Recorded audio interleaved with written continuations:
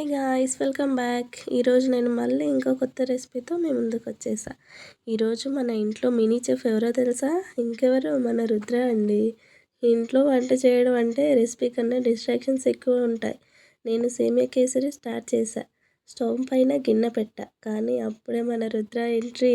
అమ్మా, నేను హెల్ప్ చేస్తా అంటాడు. హెల్ప్ అంటే స్పూన్తో కలపడం కాదు, షుగర్ని టేస్ట్ చెక్ చేయడం. ఒక సైడ్ నేను కేసరి సేవ్ చేసుకుంటే, ఇంకో సైడ్ ఏమో కిచెన్ మొత్తం ఇన్స్పెక్షన్ చేస్తున్నాడు. ఒక స్పూన్ పడితే అది రాకెట్ లాంచ్ అయిన సౌండ్, అదే ఒక బౌల్ కింద పడితే అదొక డ్రమ్ సెట్టే. ఫైనల్లీ ఎలాగోలా రవ్వ కేసరి అయితే రెడీ అయింది. టేస్ట్ చూసి మా రుద్ర సూపర్ అమ్మా అని అన్నాడు. కానీ ఆ సక్సెస్లో నా కష్టం కన్నా రుద్ర కామెడీ షేర్ ఎక్కువ కదా. మా ఇంట్లో రెసిపీస్ అయితే సింపుల్గా సేమియా, షుగర్, గీ, డ్రై ఫ్రూట్స్. కానీ సీక్రెట్ ఇంగ్రీడియంట్ ఏదో తెలుసా? మన రుద్ర చేసే అల్లరే. అది ఉంటే ఏ వంట అయినా హిట్టే. ఓకే, ఇప్పుడు రెసిపీ గురించి చెప్పుకుందాం. సేమియా కేసరి అంటే సింపుల్ స్వీట్ అనుకుంటాం, కానీ చాలా స్పెషల్ డెజర్ట్ తెలుసా.